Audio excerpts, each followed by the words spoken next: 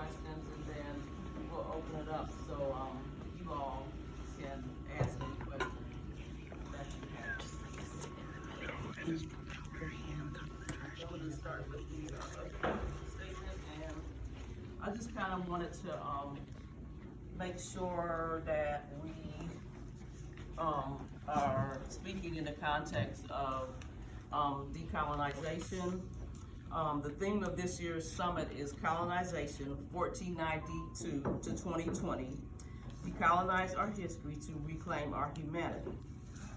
1492 is when this land was stolen from its rightful owners, the indigenous people. 1619, the first slave was brought to the stolen land. Since then, we have been in captivity. 2019 was our 400th year being in captivity on this stolen land. What started as slave patrols are now law enforcement, and the results are the same. A means to keep us in captivity and oppressed. From Harriet Tubman to the Black Panthers to Black Lives Matter. Where there has always been repression, there has always been resistance. By way of mass incarceration, we are living through it. Jim Crow. We may not be enslaved any longer, but mass incarceration has become the new slave master and prison the plantation. Today we will share our stories, our struggles, and our successes in hopes that you will recognize the urgency and the importance of being involved. Our panelists' testimony will give a look into the way mass incarceration impacts our communities and embodies the new Jim Crow. How our communities are oppressed by over-policing, overzealous prosecution, a system built on punishment instead of rehabilitation, and a capitalistic carceral economy that replaces the former plantations. And I put up posters, if anybody got a chance to see, and that kind of just represents the struggles of everybody up here on the panel, and how we started out, and how we eventually became successful by working together and by fighting. We're going to start off with each one of us going ahead and doing our story. I think, yeah, you can go ahead and start. Okay. My name's Ricky. Normally that's just what I say. I'm Ricky. Now there's a lot more to that, and then you might have a bio in there somewhere, and some of it could be true, some of it not. That's how bios work. But I like to say later the story, because many times if you hear that first, whatever your preconceived notion is of someone who's gone through that, you get stuck there, and it's harder to make you see who I am. If I make you see who I am first, then you can say he did that, that happened to him, and then you can say that was a success story. I'm done. Yes. Okay. I'll tell you what. I'll tell you my story, and then it'll be followed by my son, because he'll be able to further, tell you what I'm talking about. So, I'm a family member, a friend, and an advocate for prisoners. I am the voice and the boots on the ground for the incarcerated. I am with Human Rights Coalition Fed Up, known as HRC Fed Up. Fed Up is founded and led by prisoners, and we, those on the outside, are the advocates. Fed Up investigates, documents, and reports abuses and human and civil rights in our prisons. Prisoner whistleblowers who put their lives on the line to reveal violations to the public. HRC Fed Up operates under the Universal Declaration of Human Rights. We are an abolitionist organization, and we envision a world where restorative and transformative justice rule. I was a single mom, a secretary, and then an interior designer. My life was changed when my son became incarcerated at 18 years old. I was forced to become an activist and a warrior mama. During my son's incarceration, I started out alone, but through outreach and networking, I was able to build a multi-ethnic, multi-denominational grassroots campaign that traveled from all over PA to Wilkes-Barre, Luzerne County, to Raleigh, and filled a courtroom. I traveled all over the country and even overseas to garner support. A once shy person, I was approaching the likes of Cornel West to ask him to endorse my son's case, and he did. In order to change the narrative, I began doing a blog talk radio show, writing articles and editorials, and going on talk radio in a very conservative county of Pennsylvania. It was, I didn't believe that most of these people would even let me on their shows, but if it was a show, I would call in. I would have all my friends ready to start calling in too, because we would get a lot of backlash in these rural counties where the prisons are, because they really don't know anything about us, and it was very racist, the things they were saying, so I was always ready to stand up to them. I got a lot of flack and a lot of support, but it worked. As a prisoner advocate, I learned very quickly that the prison industry is big business and has created a world where major corporations and rural towns compete to profit off incarceration.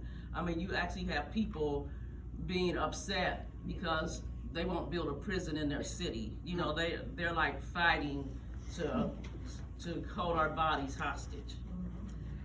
When we are having this conversation, we should understand that our local judicial system, policing, and jails are tied to the larger system of mass incarceration. Slavery ended, but our body is still commodities. When we break the law in any way, we are held accountable for our actions. The unjustice system, the courts, the police, the judges are accountable to us, the taxpayers, and we need to take our power back. How do we do this? It's different for each of us, but it's a must that we do this. And then I'm going to turn it over to my son to tell you why I started into this fight. But you didn't mention what? Go ahead. That you were successful in your fight. That's right.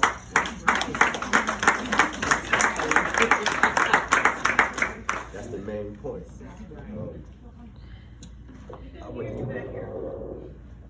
I didn't start speaking yet. My name is Carrington Keys. As she said, I went to jail when I was 18 years old. And while I was in prison, I began to better myself by studying, by reading, and my mom used to provide me with literature and stuff. So while I was in prison, I decided to better myself and learn about like Black history that I never knew about when I was in a free world. So in the state of Pennsylvania, in a lot of the prisons that I was serving time in, there was a lot of racism there, and they really didn't like Black people studying stuff about themselves, and they used to come down on me for having literature that they considered to be radical and critical of the government, of anything that was going on within America. Well, anyway, I began to become a target because I used to have book clubs with other prisoners, and I used to share the literature. And we used to not only just study like Black history and politics, we also studied like business and things to better ourselves, so when we came back to society, we could become productive members of society. So eventually I ended up doing a lot of time in solitary confinement, and that forced me to have to learn the law. And I came across jailhouse lawyers, and I came across different organizations like the Human Rights Coalition that my mom is now the head of. I became like a jailhouse lawyer and also an insider whistleblower, and I used to send out reports to the Human Rights Coalition and participate in investigations against the prison about corruption and abuse within solitary confinement, abuse of the mail system, abuse of depriving people of exercise, of basic human needs. And as a result of me and a group of men known as the Dallas Six participating in a peaceful protest against the abuse at Dallas after a year-long investigation that resulted in Senate hearings. We decided to engage in a peaceful protest of the conditions there by covering our cell doors within the solitary confinement unit there. And one of our friends was inside of a restraint chair for 20 hours because he was standing up and speaking up for another prisoner next door to him that was being deprived of food. So my friend called out to us because he was strapped in a restraint chair for 20 hours. He said his arms started to turn purple and it was cutting off his circulation. So we said enough was enough. That's when we decided to cover up our doors. And when the guards came around to make their rounds, we just remained silent because we wanted to alert the higher officials to come down there and let them know that there was a problem and to get our friend out of the restraint chair. So our friend got out of the restraint chair after the guards went crazy after nobody was responding to him because they didn't know if he was dead inside of the cell or whatever. So after they got our friend out of the restraint chair, we took our sheets down, but they said they still wanted to come in our cells. And we knew that they was trying to come in there and destroy our property and get their hands on us too, so we was like, we're not coming out. So eventually they got us out of the cells, beat us up, pepper sprayed us. Then Human Rights Coalition released a media release about the whole situation that happened there at Dallas.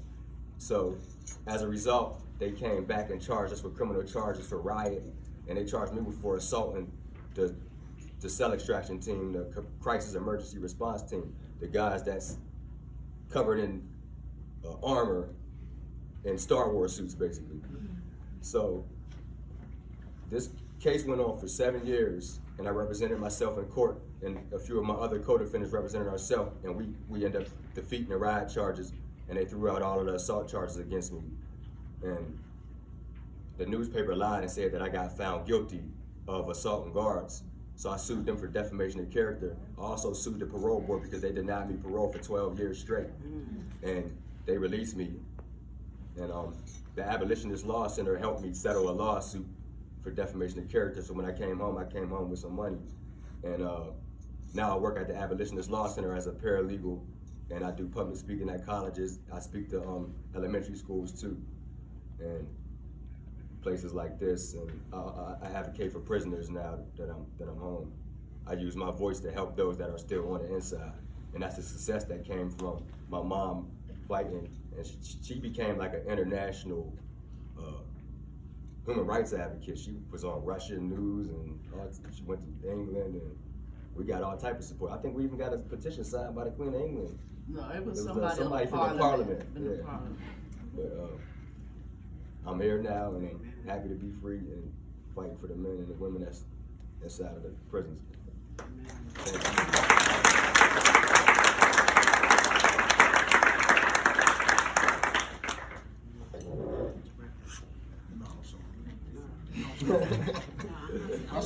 My story I'm not speaking. Yes, you are. No, not. Crazy out here, man. Go What ahead you and- come here for? Hey, I hear you gonna bust Terrell. this. Why did you come here? Terrell, go ahead and start your story. Okay, well, I'm not talking either. My story is not gonna make sense without Yes, you it going does. first. Oh, no, it will. No, it's Yes, not. it will. I'll fill in. Go ahead. I'll fill in. Spotlights on you? I'll fill in. I'll fill in. Look, I'm gonna tell y'all a little bit about my story, right? And then y'all tell me if it made sense for her. We're gonna do a show of hands because she might be wrong. I might be right. She might be wrong, right? So, my name is Terrell Johnson, and Don't keep pointing over here. I need you.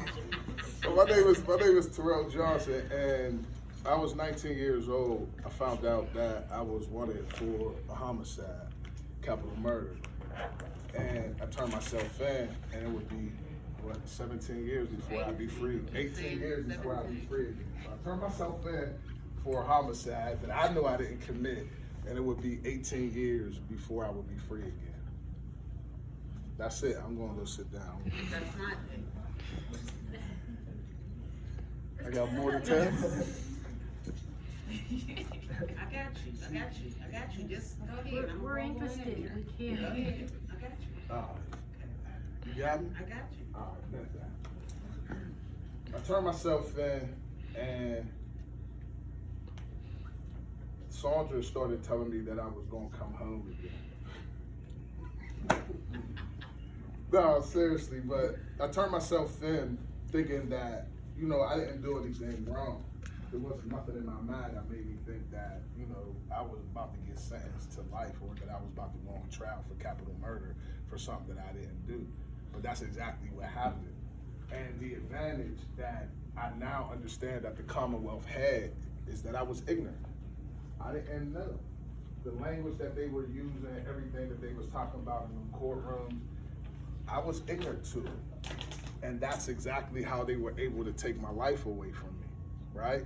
Because they just ushered me into this process, this court process, that I knew nothing about, right? I got all of these people, cameras, you know, court reporters, all of these people telling the story, this whole narrative about my life, and I'm not able to say anything because I don't even know where to begin to challenge it at. I don't know what you're talking about. Like you're talking about, I'm a gang member, I'm in a mob, Hazelwood, all of this killer mob stuff. Like I got my mom is sitting in the courtroom and she's hearing all of this stuff being said about her son.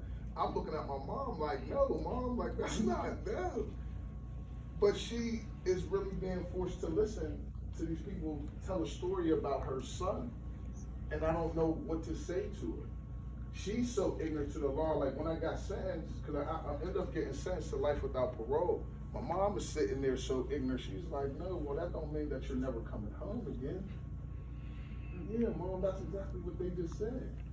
I stood in front of a man that I never met in my life, and he told me I was never coming home again. Now, that's not even the kicker, right? The way that they got the conviction, they made a deal with a woman who was facing 50 years. This woman was facing 50 years in prison. Like crimes that she had pending against her. She was prostituting her children for sex and crack cocaine. Detailed police report, right? I got a detailed police report still I got it in my possession right now. Her children gave testimony that there were grown men and women coming into their homes, having sex with them in exchange for crack. These kids range from the age of 8 years old on down. District attorney entered into a plea agreement with this woman. Who was the district attorney? The guy who was actually the district attorney at the time, he's passed away. But the one who, I'm gonna breeze through some of this, but the one who kept the case going was Stephen Zapala. Anybody in here know who Stephen Zapala is? We all know who Stephen Zapala is. He's a cold-blooded killer. Like, he's a killer. Like, he's not a nice person. He did everything in his power to ensure that I never came home again. 18 years. And they knew that I was innocent. They made a deal with this woman in exchange for her testimony. This is the system. In exchange for her testimony, all her charges would be thrown out. And I would spend the rest of my life in prison. That's the system. That's what's going on every single day. Every single day. Me, I'm 19 years old. I don't even know what you're talking about, right? I don't have a clue. But this is what we were up against for 18 years. Now, here's where it shifts at, right? Because now y'all gonna have to weigh in on something. I didn't come to a belief that I would come home and be home, because life in Pennsylvania means natural life. I stood in front of that man, he told me I would spend the rest of my natural life in prison. Now, as we can see, he was wrong and I was right. You understand what I'm saying? Praise God for that. But it wasn't based on any effort that I made. It was all advocacy. Someone stood up on my behalf, put it all on the line, and said, I'm not going to allow this injustice to happen in my community, not on my watch. That woman, she made it up in her mind. Now, I only, mind you, I'm gonna give y'all some backdrop. I only knew this woman for 6 months. We were only dating. We were only dating for 6 months. I told you she should have been telling the story, right? I told y'all what it was. We were only dating for 6 months. We're from the same community. 6 months. how in the world did she make it up in her mind that she was going to stand up for my life? 6 months. Every day that turned into every week, that turned into every year, I had a visit, I had money on my books, phone bill was paid. She didn't owe me that, but that's the work that she put in every day that turned into 18 years. Now, what I'm gonna do, I'm gonna shut up and I'm gonna let her talk.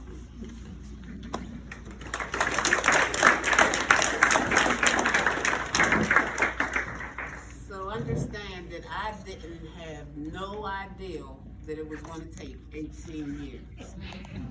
I didn't know. But what I did know is when he turned around in that courtroom and asked me what was I going to do, and I told him that I was going to ride, not knowing that this judge was getting ready to give him life, because it didn't matter to me. At that point, I gave my word. So once I gave my word, I had to keep my word, because that's how we was raised. Like, your word is your bond. You ain't got nothing if you ain't got your word. If your word ain't good, then, you know, that says a lot about you. So, of course, I did. I rode because I felt like this system is corrupt, you know, and I knew that he didn't do it. I knew that for a fact. So, it turned in, that's it. I don't want to give y'all too much because I have a speaking engagement at the end of February, on February 29th. That you're all invited to, by the way. At Homestead Library, so I don't want to give y'all too much. I want to lead y'all on, you know, but Keep them in suspense, baby. yeah. So I knew it was spiritual, and I knew that it was going to change my life as well, and it did, because at that point I was raising my 6, plus Terrell had 3. Then I was raising the community, which I am still doing, raising the community. But that's, like I said, it was my word. So there was things that was going on in that court system. They kept denying them, and I'm like, he's telling me, you might as well go ahead with your life. I'm telling him, don't call my house with that miserable stuff. He looking at the phone like, this woman's crazy. She's telling me don't, you know what I mean? But I didn't feel in my heart that God was telling me to move on with my life. Because had he said that, had I felt that, I would have moved on with my life. But I wasn't feeling that. And there was times that I would get up in the morning and I'd be like, you know what? Because Terrell was sent home reporter, like newsletters. He was sent home about what was going on and everything. And I would get up in the morning, and I swear, I'd lace my shoes up, and I'd be like, you know what? I'm going down this courthouse, and I'm passing this literature out to everybody. It had the corrupt judges in there, the corrupt police, it had the corrupt lawyers, it had everything in there, you know what I mean? And I wasn't afraid. I wasn't afraid because I knew I had God. I knew I had him. You know what I mean? So I wasn't afraid. So I just kept moving in that. I kept moving in that, and I kept moving in that. And even after all the denials and all that, it still didn't make me feel like giving up. You know what I mean? I felt like I had to do this to the end, because I felt like if I didn't, I wouldn't have been complete, and I wouldn't have represented God like I was supposed to. He said, trust me. So I had to trust him. I ain't had nobody else to trust, but I had to trust him. And I trusted him, and the product is right here. I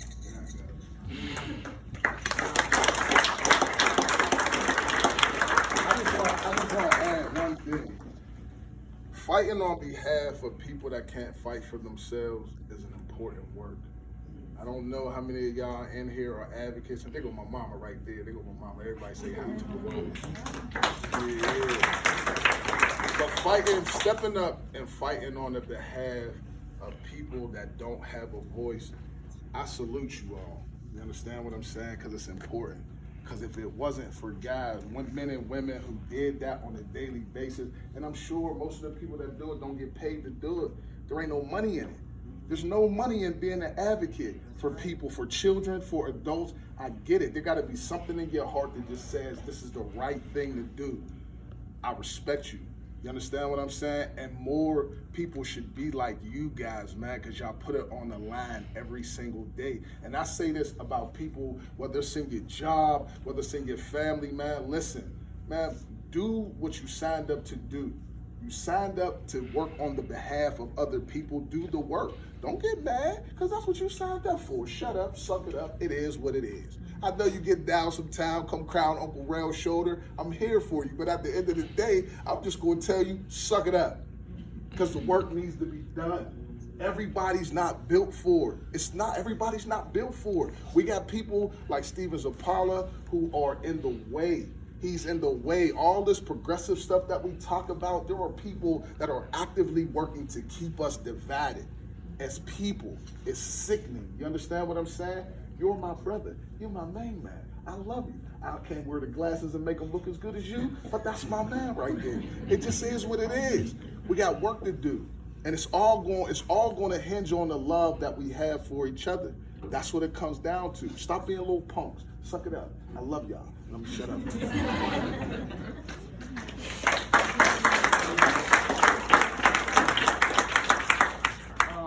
I think one of the things that is common in all three of these guys' cases is when they went in, this was during the time that Pennsylvania started building all the prisons, started the school to prison pipeline, because at that time, my son, who was a straight A student, he would have problems in school because they said that he was bored.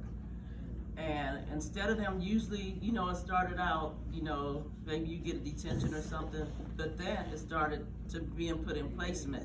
They was putting him in placement just for like simple talking back. He talked back to the teacher. This teacher had him charged with terroristic threats. He was about this big. And we went to the judge. When we went to court, the judge was her friend. So that's how he got into the system. Once he got into the system, they just kept moving him up to each level. Anytime you have an infraction, which they can say is anything, talking back or whatever, he was in the academy. Then you move from the academy to the wagon train. He went to the wagon train. Then after the wagon train, I don't know, I can't even remember. They used to take kids on a wagon train all across America. Vision Quest. It was called Vision Quest.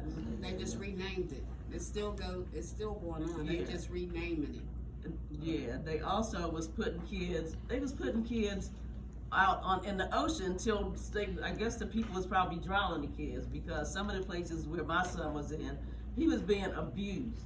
He was being abused by the people, calling racist names and stuff. And when I would approach the people, I'm like, well, if I did any of the stuff to my child that you all did to him, I would be in jail.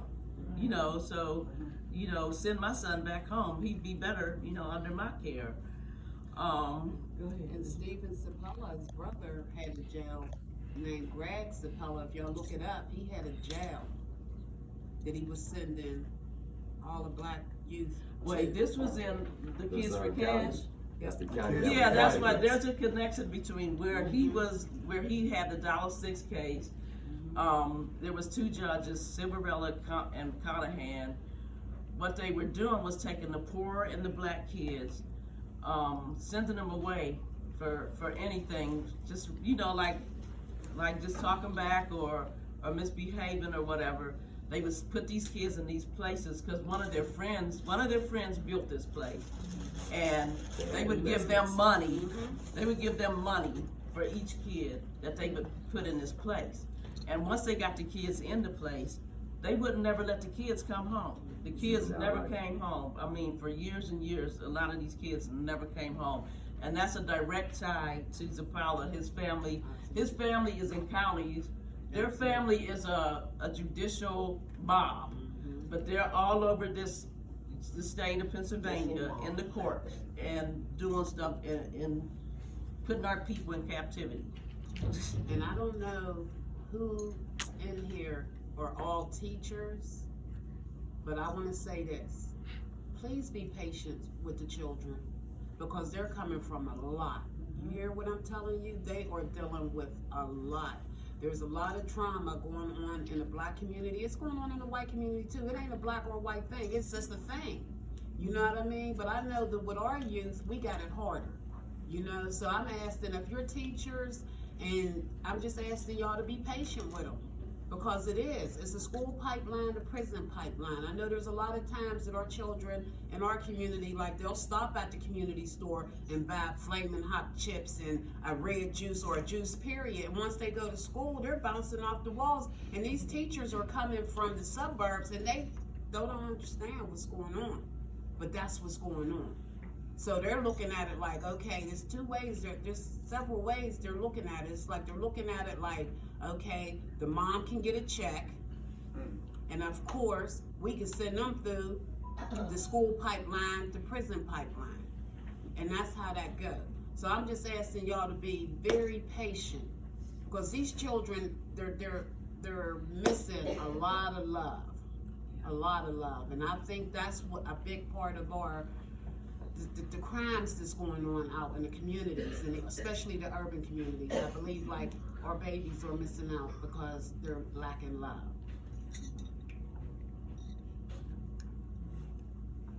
I ain't say nothing. I'll say this good before we shut up. No, I was saying go ahead. From my experience with like the institutions, prisons, they're not built or established for rehabilitation. I've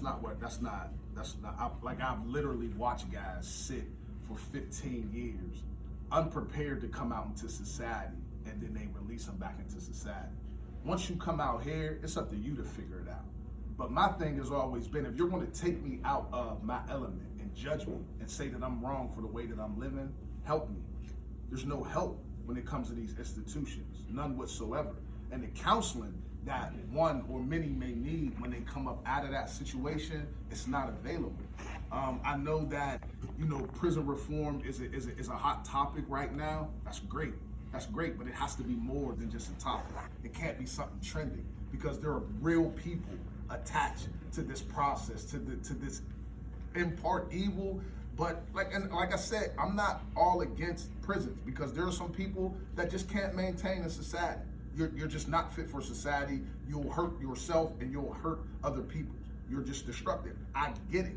But if you're going to pose yourself as the judge and the juror and all of that, help. Help me.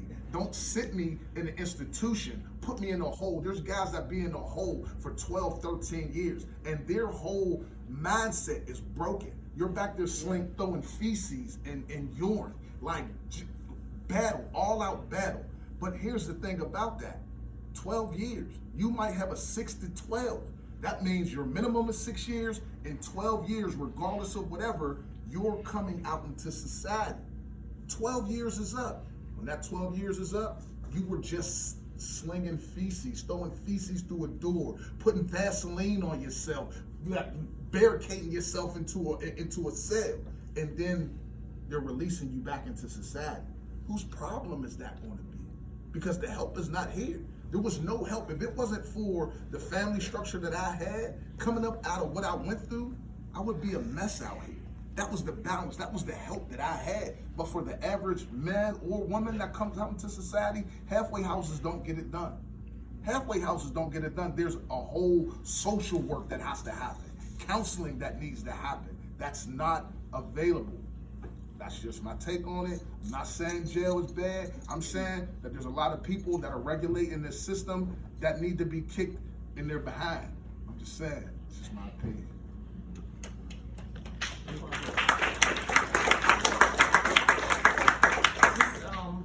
Being between you and Carrington, basically expanded on what he was saying, being that you all were young or whatever when you went in there, how did you educate yourself? How did you, through the years that you were there, to become the man that you were? That's a hard question, because it doesn't happen overnight. It's not a thing but that that's happens. what I'm saying. Just explain you know, what you, I get it. Now, when I went in there, I was like younger than them. Like Yeah. when I went to Western Penitentiary, I was 14 years old. And Western Penitentiary was a little different, you know, in those days. So when I went in there, I had, and everybody knew I didn't do it. And so in prison, like if you are a murderer, you can command respect. But I was so much in the media and like everyone knew the case. So if you go in and they say, why you in here? And you say, murder. And they say, you didn't do shit, bitch. Right? And they know it, right? So now you have to like every day make a determination. Like even if you don't, if you're not even built like this, but you have to make a determination, will I be a victim or not? And if you decide you will not be a victim, then you run afoul of like the administration and you run afoul of the convicts because they would like nothing less for you to be a passive victim. And so I wasn't a dumb kid, I was just a kid, right? She brought this, I really don't, that's the day I went to court, right? Go ahead. No, you don't. you know, That's the day I went to court. And like, you don't know yourself. You don't know what you look like. And I didn't see this picture for many years. And my lawyer, you know, and I was like, that was me? Like, what was the big hurry to send that to prison for life for something that you know they didn't do, only because they just refused to testify against another person?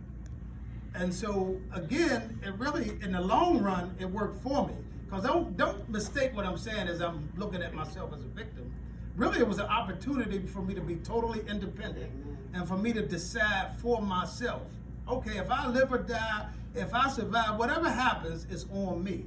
And that was the most freeing thing I ever had. That was the most freeing set of circumstances that I ever had. And so I really liked to read, so it wasn't a big deal, but like the books was hard to come by. So, you know, we had like a black market, you know, you mimeograph. This is in 1979, Michael. So you find a way to make it happen.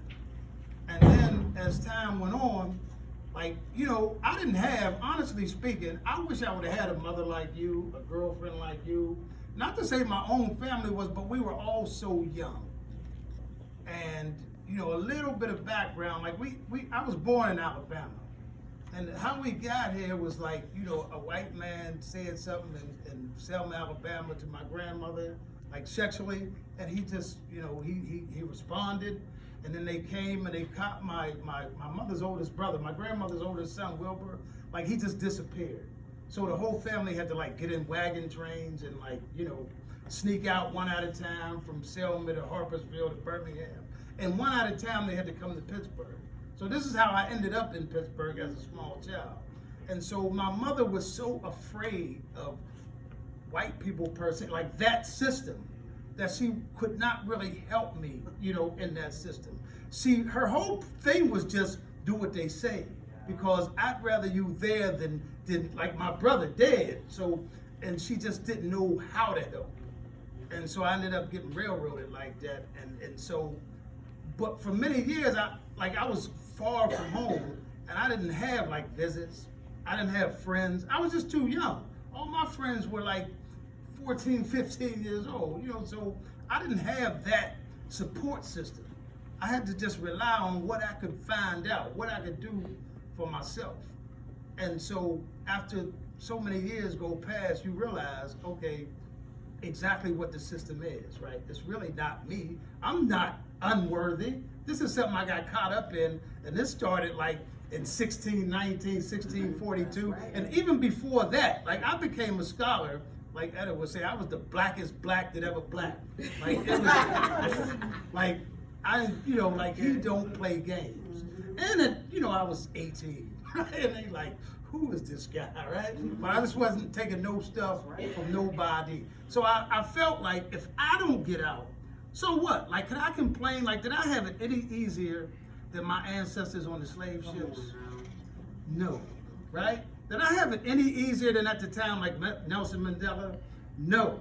Like they killed King, they killed Malcolm. So I just felt like I was in that same boat. Now people used to say, well, you elevated like you those people. And I would say yes.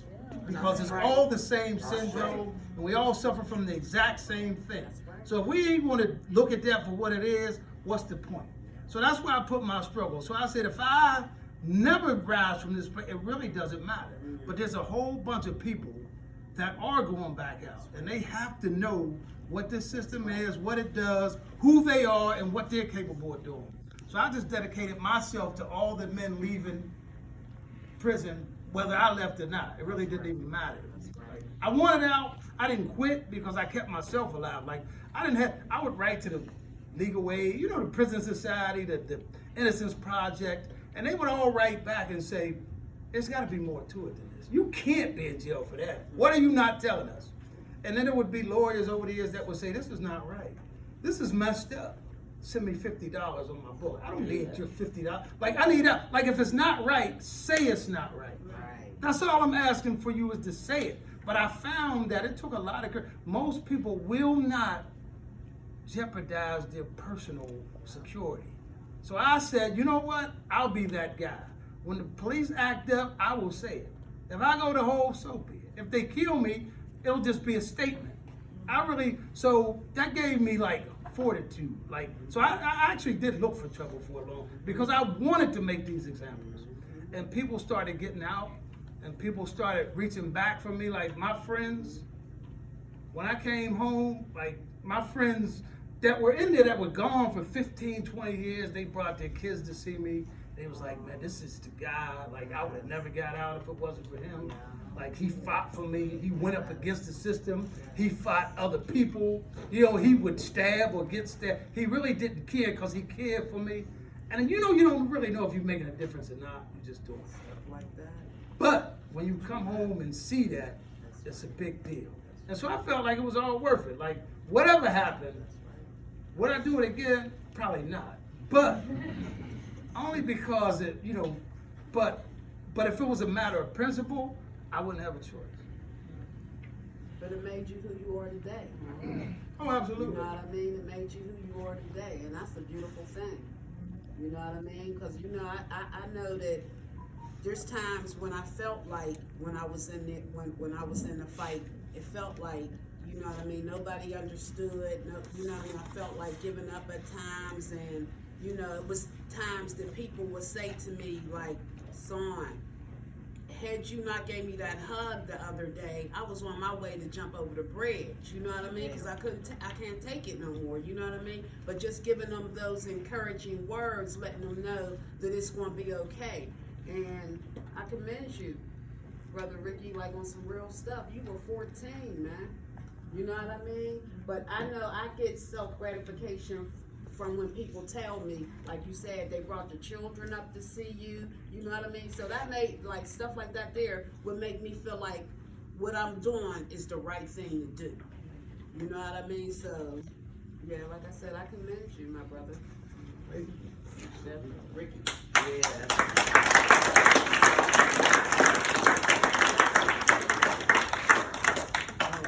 Carrington, could you maybe tell like how the elders? Yeah, well, that's what I was going to touch on, because that's like where Ricky left off at. Like the type of guy that Ricky is.